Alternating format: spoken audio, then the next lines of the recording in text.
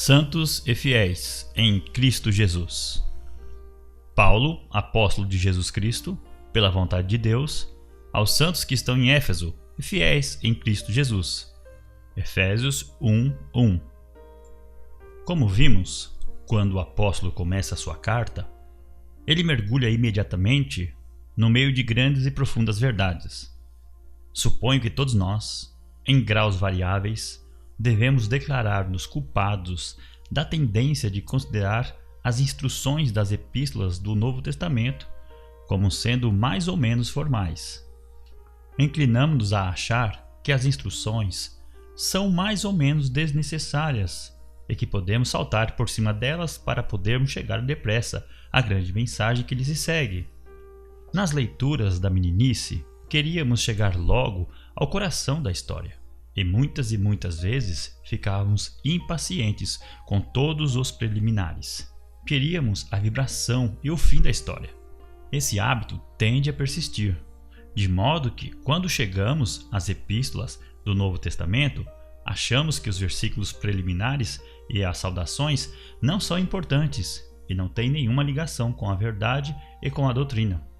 Assim, tendemos a lê-las muito rapidamente e a precipitar-nos ao que consideramos como o ensino essencial. Mas isso é um engano profundo, não somente com relação às Escrituras, como também com relação a qualquer coisa que vale a pena ler. É sempre bom dar atenção àquilo que o escritor no início julga necessário e importante, pois é óbvio que ele não o teria introduzido se não tivesse algum objetivo em mente. Se isso é verdade em geral, é verdade particularmente quanto às epístolas do Novo Testamento, porque nestas saudações preliminares vemos aspectos da verdade que são vitais e essenciais. Aqui, no versículo 1 desta epístola, temos um notável exemplo disso, pois o apóstolo não consegue dirigir-se aos Efésios sem ao mesmo tempo presenteá-los aos Efésios e a nós, com a sua extraordinária descrição e definição do que significa ser cristão. Chamo a atenção para este fato porque muitas vezes as pessoas interpretam mal o ensino das epístolas do Novo Testamento. É dirigido única e exclusivamente a cristãos, a crentes no Senhor Jesus Cristo. É completamente errôneo e herético tomar o ensino de qualquer das epístolas do Novo Testamento e aplicá-lo ao mundo em geral. O ensino é dirigido a pessoas particulares, e aqui o apóstolo não nos deixa em nenhuma dúvida quanto às pessoas às quais ele está escrevendo. Ele se dirige a elas e imediatamente as descreve. Também é preciso ficar claro para nós o fato de que o apóstolo estava escrevendo o que se pode descrever como uma carta geral. A versão revista inglesa não diz aos santos que estão em Éfeso. A palavra Éfeso é omitida. E isso nos faz lembrar que em alguns dos manuscritos antigos as palavras em Éfeso não estão incluídas. Os manuscritos mais antigos não contêm as palavras em Éfeso, mas elas se encontram noutros manuscritos antigos. Contudo, as autoridades concordam em dizer que o que realmente aconteceu foi que o apóstolo escreveu uma espécie de carta circular a várias igrejas e que o seu amanuense provavelmente deixou um espaço em branco para que pudesse inserir o nome de alguma igreja em particular. Esta carta à igreja de Éfeso foi também a outras igrejas da província da Ásia, e é provável que a descrição tradicional, a carta para os Efésios, tenha surgido do fato de que o exemplar original foi para a igreja de Éfeso. Permita-me ressaltar também que esta carta não foi destinada a alguns cristãos incomuns e excepcionais. Não é uma carta dirigida a algum grande erudito ou teólogo. Não é uma carta dirigida a professores. Não é uma carta dirigida a eruditos especializados no estudo das Escrituras. Não é uma carta para especialistas, porém para membros de igreja comuns. Esta é, sob todos os pontos de vista, uma observação muito importante. E pela seguinte razão, que tudo que o apóstolo diz aqui acerca dos cristãos e membros das igrejas deve, portanto, ser verdade a nosso respeito. Toda a elevada doutrina que temos nesta epístola é algo que eu e vocês fomos destinados a receber. A epístola aos Efésios, talvez a realização máxima da vida do apóstolo e dos seus escritos, é uma epístola destinada a pessoas como nós. O objetivo é que os membros comuns da igreja, de todas as igrejas, tomem posse desta doutrina e as entendam e se regozijem nelas. Não são apenas para certas pessoas especiais e cultas, são para cada um de nós e para todos nós. Voltando, pois, para a descrição que o apóstolo faz do cristão, de todo cristão, temos aqui o que se pode chamar o mínimo irredutível do que constitui o cristão. No corpo desta carta, diz o apóstolo que ele está desejoso de que essas pessoas aprendam mais verdades mais profundas e mais elevadas. Daí, ele ora no sentido que os olhos do seu entendimento sejam iluminados, para que o Deus do nosso Senhor Jesus Cristo, o Pai da glória, vos dê em seu conhecimento o espírito de sabedoria e de revelação, tendo iluminado os olhos do vosso entendimento. Esse é o objetivo supremo, mas antes de chegar a isso, ele lhes lembra o que já são e o que já sabem. Esta descrição do cristão é uma descrição dos cristãos efésios daquele tempo. Eles nunca seriam membros da igreja, nunca seriam destinatários desta carta, se estas coisas não fossem próprias deles. Vemo-nos, pois, confrontados aqui pelo que o Novo Testamento ensina que é o mínimo irredutível do que constitui um cristão. Estou dando ênfase a isso porque me parece que a necessidade primária da igreja na presente hora é compreender exatamente o que significa ser cristão. Como foi que os cristãos primitivos, que eram apenas um punhado de gente, tiveram tão profundo impacto sobre o mundo pagão em que viviam? Foi porque eles eram o que eram. Não foi a sua organização, foi a qualidade da sua vida, foi o poder que eles possuíam, porque eram cristãos verdadeiros. Foi desse modo que o cristianismo venceu o mundo antigo, e cada vez me convenço mais de que essa é a única maneira pela qual o cristianismo pode influenciar verdadeiramente o mundo moderno. A falta de influência da igreja cristã no mundo em geral hoje, em minha opinião, deve-se unicamente a uma coisa, a saber, Deus nos perdoe, que somos muito diferentes da descrição dos cristãos que vemos no Novo Testamento. Se, portanto, estamos preocupados com o estado em que a igreja se encontra, se sentimos o peso dos homens e mulheres que estão fora da igreja e que em sua miséria e aflição estão se precipitando para a sua própria destruição, a primeira coisa que temos que fazer é examinarmos e descobrirmos a que ponto nos amoldamos a este modelo e a esta descrição. O apóstolo descreve o cristão com 3 expressões. A primeira é santos. Paulo, apóstolo de Jesus Cristo, pela vontade de Deus, aos santos de Éfeso, aos santos de Laodiceia, aos santos de todas as outras igrejas locais, pequenas ou grandes. A primeira coisa a dizer do cristão é que ele é santo. Receio que isso soe um tanto estranho para alguns de nós. Temos a tendência de dizer: bem, eu sou cristão, mas estou longe de ser santo. Tememos fazer tal afirmação. De algum modo tememos esta designação particular. E, contudo, o Novo Testamento se dirige a nós como a santos. Portanto, precisamos descobrir por que o apóstolo usa essa palavra e o que se quer dizer com santo em seu sentido neotestamentário. A primeira coisa que o termo significa é que somos pessoas separadas. Este é o significado radical da palavra que o apóstolo emprega aqui, e como outros escritores bíblicos a utilizam. Primariamente significa separado, posto à parte. Uma boa ilustração desse sentido vê-se no capítulo 19 de Atos dos Apóstolos, onde lemos que, quando surgiram certas dificuldades e oposições, o apóstolo separou os discípulos e então começou a reunir-se com eles, na escola de Tirano, no versículo 9.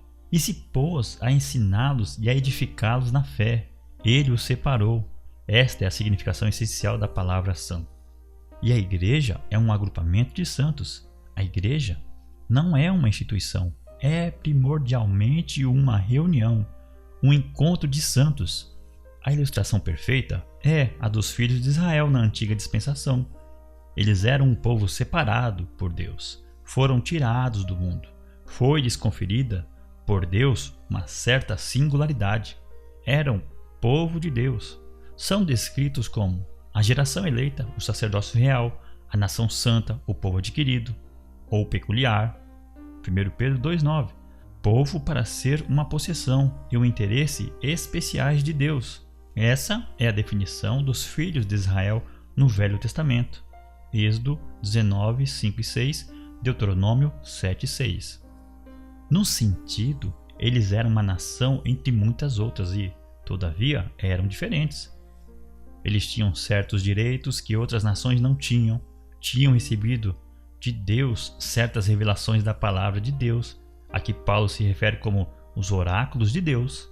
Noutras palavras, eles eram um povo separado no mundo, mas não do mundo, postos à parte de maneira peculiar por Deus, quer dizer, eles eram santos. Assim, o cristão é primariamente alguém que é segregado no mundo. O apóstolo diz precisamente a mesma coisa no início da sua carta aos Gálatas.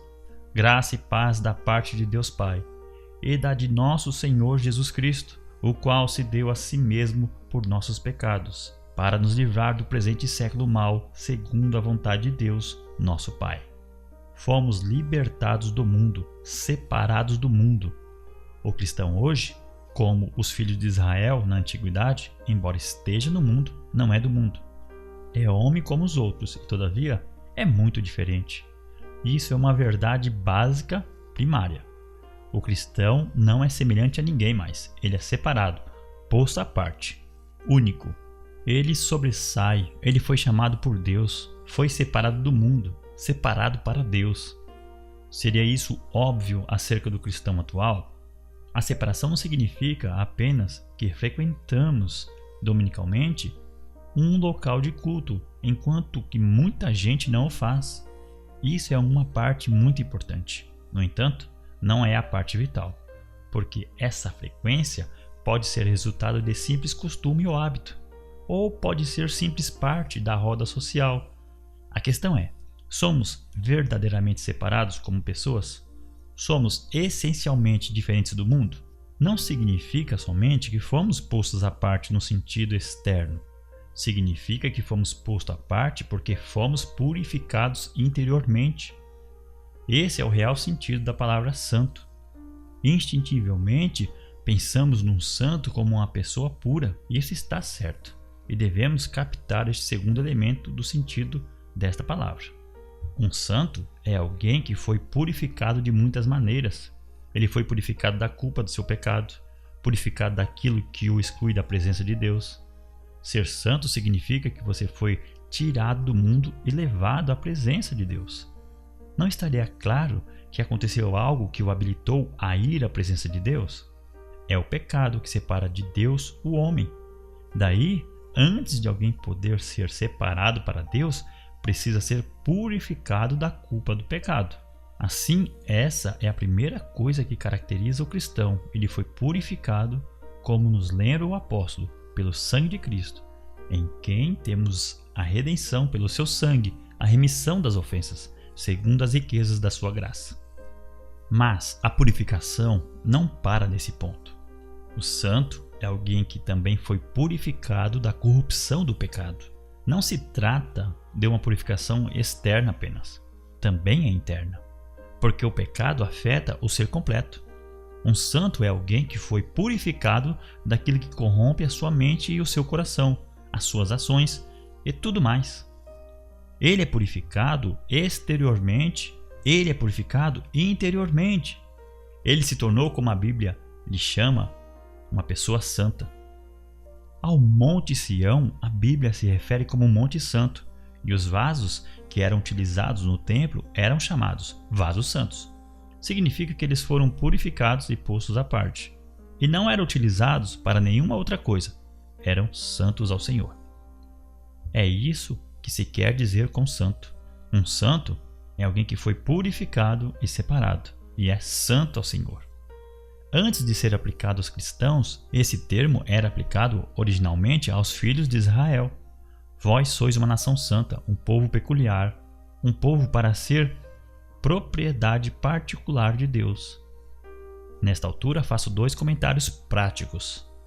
O primeiro é que estas observações se aplicam a todos os cristãos, aos santos de Éfeso, aos santos do mundo inteiro, aos fiéis de toda parte. Devemos aprender uma vez por todas a desfazer-nos da falsa dicotomia que o catolicismo romano introduziu neste ponto. Ele destaca certas pessoas e lhe chama de santos. Não há nada de errado em pagar tributo a quem é proeminente. Entretanto, não é isso que os romanistas fazem. Eles chamam aquelas pessoas especiais de santos, e somente aquelas. Mas isso é errôneo e não é bíblico.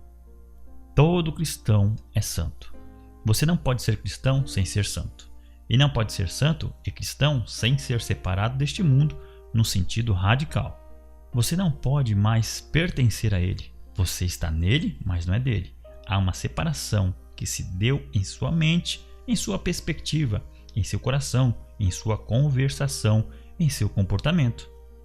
Você é uma pessoa essencialmente diferente. O cristão não é uma pessoa do mundo. Não é governado pelo mundo e sua mentalidade e perspectiva. Devemos examinarmos e descobrirmos se correspondemos a esta descrição. Porventura, não é certo que a multidão de homens e mulheres que vivem ao redor de nós e por perto, muitos deles infelizes e inquietos acerca de si e de suas vidas, não vêm falar conosco e fazer-nos perguntas? Não correm para nós em sua angústia, porque não nos acham em nada diferente deles? Porque não há nada em torno de nós que dê a ideia de que somos essencialmente diferentes? Aceitamos a falsa ideia de que somente certos cristãos são santos. Não nos apercebemos de que o propósito é que todo cristão seja separado do mundo. É justamente aqui que devemos ver toda a maravilha e todo o milagre da fé cristã. Recordem um tipo de cidade que Éfeso era. Leiam o capítulo 19 de Atos dos Apóstolos e verão que era uma grande cidade e próspera, mas completamente pagã. Seus habitantes adoravam a deusa chamada Diana, e eles gritavam: "Grande é a Diana dos Efésios." Orgulhavam-se de si e da sua deusa.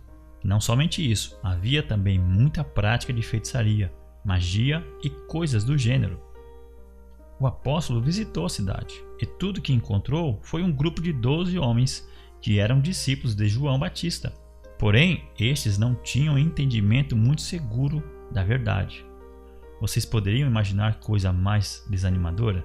Quando o apóstolo passeou pela cidade de Éfeso e viu-a quase completamente pagã, cheia de arrogância e orgulho, repleta de seitas e de tudo quanto se opõe a Deus, que esperança havia de que o cristianismo florescesse num lugar como esse? Mas Paulo pregou e foi usado pelo Espírito. A igreja foi estabelecida, aqueles santos vieram à existência, e mais tarde Éfeso tornou-se a sede do trabalho do apóstolo João. Precisamos lembrar-nos de que o Evangelho não é um ensino humano, é o poder de Deus para a salvação de todo aquele que crê. E quando ele entra numa cidade, como fez na pessoa do apóstolo Paulo, cheio do Espírito Santo, nada é impossível. Você é um cristão que se sente sem esperança acerca de um marido, ou de uma esposa, ou filho, ou algum outro parente? Você acha que por causa do intelectualismo deles, ou da instrução que receberam, ou do ambiente em que vivem, não há absolutamente nenhuma esperança de que eles sejam convertidos? E que nem se pode tentar consegui-lo? Lembre-se dos santos de Éfeso, sim, e de Corinto, e da Galácia. O Evangelho é o poder de Deus. Ele realizou feitos poderosos e continua sendo o mesmo. Ele pode pegar o indivíduo mais destituído de qualquer esperança e fazer dele um santo. Essa é a função primordial, a coisa pela qual Deus o enviou. Pois bem, passemos à segunda expressão, fiéis. Devemos ser cuidadosos quanto ao significado deste termo. No sentido, é uma tradução um tanto infeliz, porque, mais uma vez, temos a tendência de lhe atribuir não a significação primária, e sim um sentido secundário. Essencialmente, a palavra fiel significa que exerce fé. Para ilustrar isso, considerem o caso do apóstolo Tomé e de como se recusou a crer no testemunho dos seus condiscípulos quando, após a sua ausência, retornou a este e lhe disseram que o Senhor tinha aparecido entre eles. Tomé disse que não acreditaria se não visse o sinal dos cravos e não pusesse o dedo nas feridas. Então, o Senhor apareceu de repente e se mostrou a Tomé e lhe disse que fizesse o que tinha dito. Tomé caiu aos seus pés e exclamou: Senhor meu e Deus meu. Mas procurem lembrar como nosso Senhor o repreendeu gentilmente e lhe disse: Porque me viste, Tomé, crestes? Bem-aventurados os que não viram e creram. E acrescentou: Não sejas incrédulo, mas crente. A palavra traduzida em João 20:27 por crente é a mesma que traduzida por fiéis em nosso texto. Significa estar cheio de fé e exercer a fé. O apóstolo escreve a estes cristãos de Éfeso como a crentes as pessoas que exercem a fé. Eles são cristãos porque são crentes. Aqui também há algo fundamental, primário e vital. Você não pode ser cristão sem ter certa crença. O que nos faz cristãos é que cremos em certas coisas. Voltemos ao capítulo 19 de Atos dos Apóstolos. O que nos é dito, versículos 1 e 2, é que Paulo encontrou certos discípulos, porém não ficou satisfeito quanto a eles. Pelo que lhes perguntou: Recebestes vós já o Espírito Santo quando crestes? Eles responderam: Nós nem ouvimos que haja Espírito Santo. Em que sois batizados então? Perguntou-lhes. Eles responderam: No batismo de João. Então lhes disse Paulo: Certamente João batizou com o batismo do arrependimento, dizendo ao povo que cresce no que após ele havia de vir, isto é, em Jesus Cristo. Tendo ouvido isto, foram batizados em nome do Senhor Jesus. Nesse incidente, nos é dito claramente o que é que nos faz cristãos. O cristão não é meramente um bom homem ou um homem bondoso, um homem que gosta de ser membro de uma igreja cristã, um homem vagamente interessado em elevação moral e no idealismo. Certos homens, hoje descritos como cristãos proeminentes, creem tão somente no que se chama reverência pela vida. Mas isso não está de acordo com o ensino do Novo Testamento. O cristão é alguém que crê em certas verdades específicas e a essência da sua crença centraliza-se na pessoa do nosso Senhor Jesus Cristo. O cristão é santo e cheio de fé. Em quem e em que? Fé no Senhor Jesus Cristo. Ele crê que Jesus de Nazaré é o Filho unigênito de Deus. Ele é cheio de fé na encarnação. Crê que a palavra eterna, o Verbo, foi feito carne e habitou entre nós, que o Filho eterno veio em natureza humana a este mundo. Crê no nascimento virginal e que, por seus milagres, Jesus tornou manifesto que ele é o Filho de Deus. Os santos em Éfeso criam nestas verdades e Paulo foi capacitado a realizar milagres especiais em Éfeso como prova delas. Eles não criam superficialmente, sabiam no que criam. No entanto, acima de tudo, criam que Cristo Jesus veio a este mundo para provar a morte por todo homem.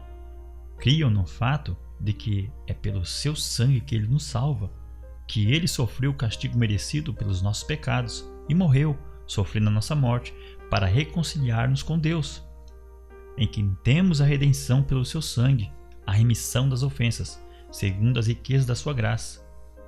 Eles eram cheios de fé nestas coisas. Criam firmemente que ele tinha ressuscitado dentre os mortos. Não tinham simplesmente uma vaga crença em que Jesus persiste, mas tinham plena certeza que ele ressuscitou dentre os mortos e se manifestou a muitos discípulos. E por último, a este homem, Paulo. Também eram cheios de fé na pessoa do Espírito Santo. Criam que o Espírito Santo fora enviado no dia de Pentecoste, que a promessa do Pai tinha vindo e que ele podia ser recebido. E os crentes sabiam que o tinham recebido. Eles eram cheios de fé nestas coisas. E nós, somos fiéis? Somos cheios de fé? A questão vital não é se somos membros de igrejas locais, porém, se somos cheios de fé nessas coisas. Sabemos em quem temos crido? Conhecemos a doutrina cristã? Entendemos o caminho da salvação, como vem exposto nas Escrituras? Devemos estar sempre preparados para responder a qualquer que vos pedir a razão da esperança que há em vós, diz Pedro, confirmando Paulo.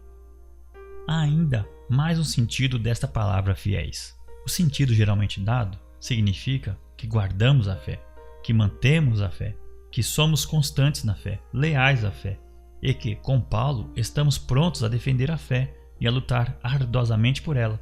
Significa que se pode contar conosco, que se pode confiar em nós porque conhecemos a fé e porque cremos e confiamos no que ela significa. Não nos esqueçamos desse sentido secundário, que devemos ser pessoas às quais as outras podem acreditar e confiar. Não devemos ser como os que são levados por todo o vento de doutrina e cuja fé pode ser abalada pela leitura de um artigo ou um livro escrito por algum dignatário da igreja que nega a deidade de Cristo ou o nascimento virginal e muitas outras doutrinas essenciais. Temos que ser fiéis, confiáveis, dignos de crédito. Sabemos do que cremos e estamos firmes com os apóstolos e outros numa sólida linha de defesa da fé contra todos os adversários. Mesmo que nos sobrevenha terrível perseguição, não devemos acovardar-nos. A muitos daqueles cristãos primitivos se dizia que se eles persistissem em dizer que Jesus é o Senhor, seriam mortos. Contudo, eles continuavam dizendo que Jesus é o Senhor. Embora eu e vocês talvez não sejamos tentados deste modo particular, há cristãos de outras partes do mundo atual que têm que encarar a possibilidade de perder o trabalho ou emprego ou a sua posição profissional ou serem separados das suas famílias, lançados na prisão, surrados ou baleados ou mutilados de algum modo terrível, simplesmente por causa da sua lealdade a esta fé. Eles estão firmes, são cheios de fé. Pode-se confiar e descansar no fato que eles resistirão até o último momento e nunca vacilarão nem se acovardarão. Nem eu, nem vocês, no presente momento, temos que enfrentar perseguição aberta, mas temos que enfrentar escárnios e zombaria, e muitas vezes nos fazem estranhos e esquisitos. Eu e vocês temos que ser fiéis, aconteça o que acontecer, não importa quanto riso, mofa, zombaria tenhamos que enfrentar. Seja qual for o preço financeiro ou profissional, temos que ser fiéis, fidedignos, confiáveis, resistindo a todo custo, venha o que vier. O cristão é assim. Ele sabe do que crê e prefere morrer a negar a Cristo. Depois, finalmente, há esta frase grandiosa: em Cristo Jesus. É sumamente importante compreendermos o que ela significa, e ela está ligada a santos, bem como a fiéis. Eles são santos em Cristo Jesus, são fiéis em Cristo Jesus. Esta frase, como veremos repetidamente à medida que percorremos esta epístola, é uma das grandes declarações características do Novo Testamento. Significa que o cristão é alguém que não somente crê em Cristo, mas também, no sentido real, está em Cristo. Pertence a Ele, está unido a Ele, está ligado a Ele. Vejam a ilustração neotestamentária do corpo. Vós sois o corpo de Cristo, declara Paulo aos Coríntios, e seus membros em particular. No capítulo 4 desta epístola aos Efésios, ele faz uso da mesma analogia. Diz que os cristãos que formam a igreja são edificados como um corpo. Diz ele: antes, seguindo a verdade em amor, cresçamos em tudo naquele que é o cabeça, Cristo, do qual todo o corpo, bem ajustado e ligado, pelo auxílio de todas as juntas, segundo a justa operação de cada parte, faz o aumento do corpo para a sua edificação em amor. Versículos 15 e 16. Portanto, ser cristão significa não somente que você é crente em Cristo exteriormente a Ele. Você é crente porque está ligado a Ele, você está nele.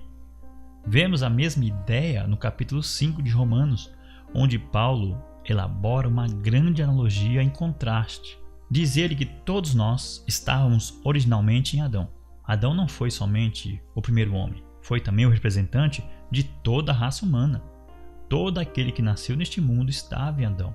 Era uma parte de Adão, estava ligado a Adão, resultando em que a ação praticada por Adão teve consequências em todos.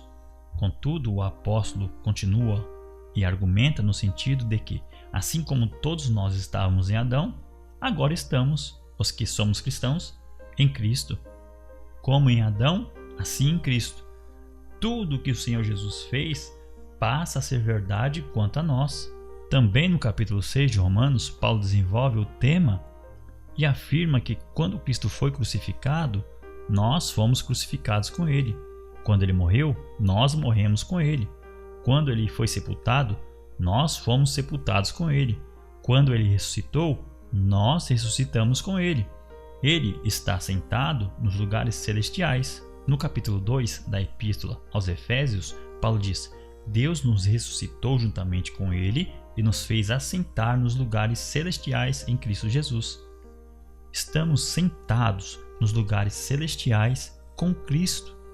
Estamos sentados nos lugares celestiais com Cristo neste momento porque estamos em Cristo.